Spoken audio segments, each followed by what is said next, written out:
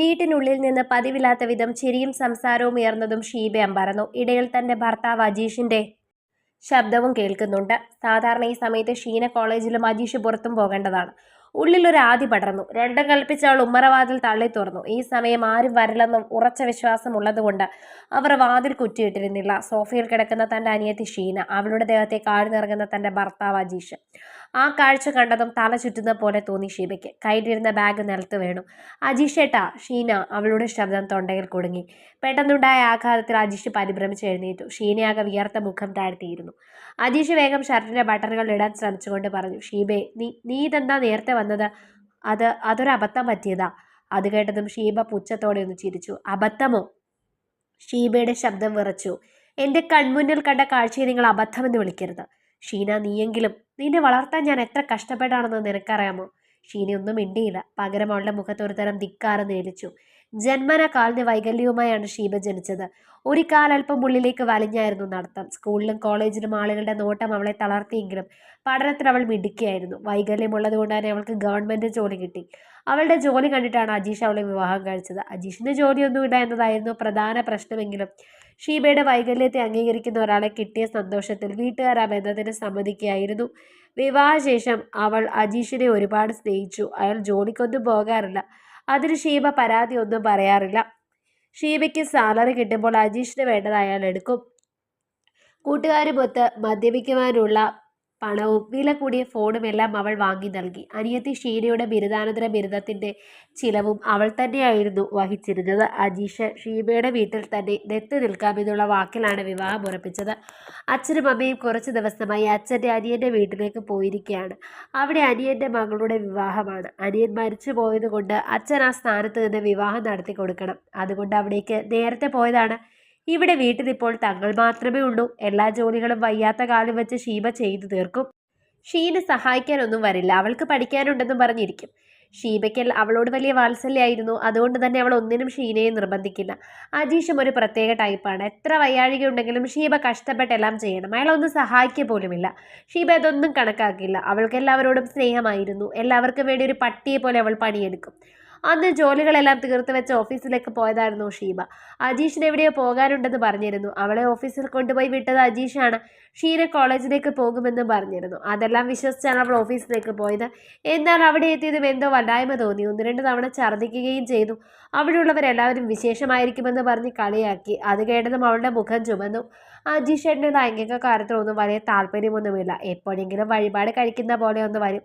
ഇനിയിപ്പോൾ അത് തന്നെ ആയിരിക്കുമോ എന്ന് അവൾക്കും സംശയം തോന്നി. എന്തായാലും ലീവ് എടുക്കാൻ അവരെല്ലാം പറഞ്ഞു. അത് പ്രകാരമാണ് ലീവ് എഴുതി കൊടുത്തൊരു ഓട്ടോയും വിളിച്ച് ഇങ്ങോട്ട് പോകുന്നത്. അജീഷിന് എങ്ങോട്ടോ പോകാനുണ്ടെന്ന് പറഞ്ഞത് കൊണ്ട് അവനെ വിളിച്ച് ശല്യപ്പെടുത്തിയില്ല.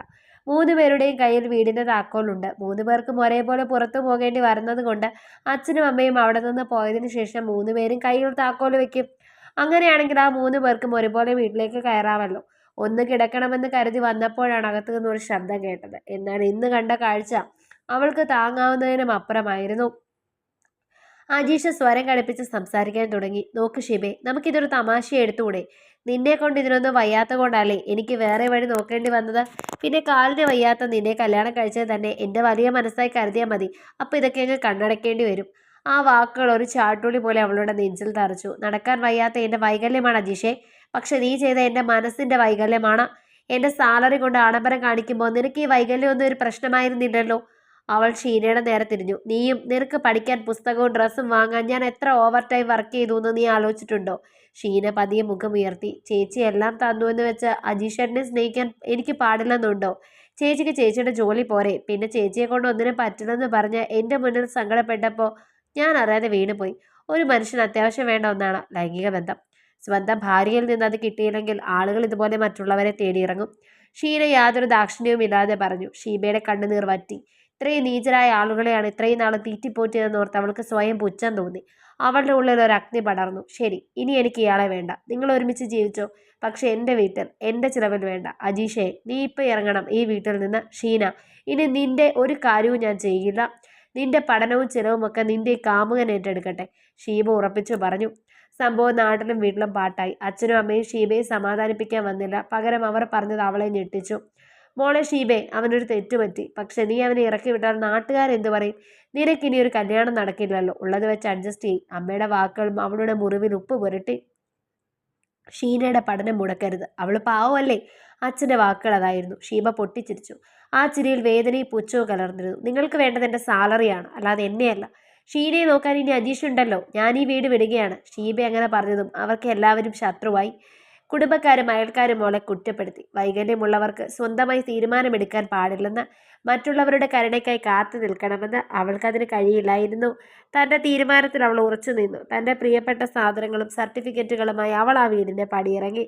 പഴയ നൊമ്പരങ്ങൾ മാറ്റിവെച്ച് അവൾ നഗരത്തിലെ ഒരു വർക്കിംഗ് വുമൻസ് ഹോസ്റ്റലിൽ താമസം തുടങ്ങി. ആദ്യമൊക്കെ രാത്രികളിൽ അവൾ കരയുമായിരുന്നു. അജീഷിൻ്റെ ചതിയും ഷീനയുടെ വഞ്ചനയും അവളുടെ ഉറക്കം കെടുത്തി. ഒരു ദിവസം ഓഫീസിൽ തന്നെ ഫയലുകൾ അടക്കി വെക്കുമ്പോൾ സീനിയർ ഓഫീസർ മേനോൻ സാർ ചോദിച്ചു, ഷീബേ, താൻ എന്തിനെങ്കിലും തളർന്നിരിക്കുന്നത്? നിനക്ക് സ്വന്തമായി വരുമാനമുണ്ട്, ഒരു ഗവൺമെൻറ് ഉദ്യോഗസ്ഥയാണ്, എന്തിനാണ് മറ്റൊരാളുടെ ഓർമ്മയിൽ ജീവിക്കുന്നത്? ആ വാക്കുകൾ അവളിൽ മാറ്റമുണ്ടാക്കി. അവൾ സ്വയം ശ്രദ്ധിക്കാൻ തുടങ്ങി. നല്ല വസ്ത്രങ്ങൾ ധരിച്ചു, യാത്രകൾ പോയി, നടത്തത്തിൻ്റെ വൈകല്യം മറയ്ക്കാൻ സ്പെഷ്യൽ ഷൂസുകൾ വാങ്ങി. ഓഫീസിലെ സഹപ്രവർത്തകർക്കിടയിൽ അവൾ പ്രിയങ്കരിയായി. മാസങ്ങൾക്ക് ശേഷം ഒരു ദിവസം ഷീന ഹോസ്റ്റലിൽ അവളെ കാണാൻ വന്നു. മുഷിഞ്ഞ വസ്ത്രം, ആകെ ക്ഷീണിച്ച മുഖം. ചേച്ചി, അജീഷേട്ടൻ മറ്റൊരു പെണ്ണുമായി മുങ്ങി. വീട്ടിൽ അച്ഛനും അമ്മയും എന്നെ തല്ലുന്നു. പഠനം പാതി വഴിയിൽ മുടങ്ങി. ചേച്ചി ഒന്ന് സഹായിക്കണം. ഷീന കരഞ്ഞു. ഷീബ അവളെ ശാന്തമായി നോക്കിയിരുന്നു. എന്നിട്ട് പതിഞ്ഞ സ്വരത്തിൽ പറഞ്ഞു, ഷീന, ഇതൊന്നും ഞാൻ നിനക്ക് വേണ്ടി ചെയ്തു തരുന്ന കാര്യങ്ങളല്ല.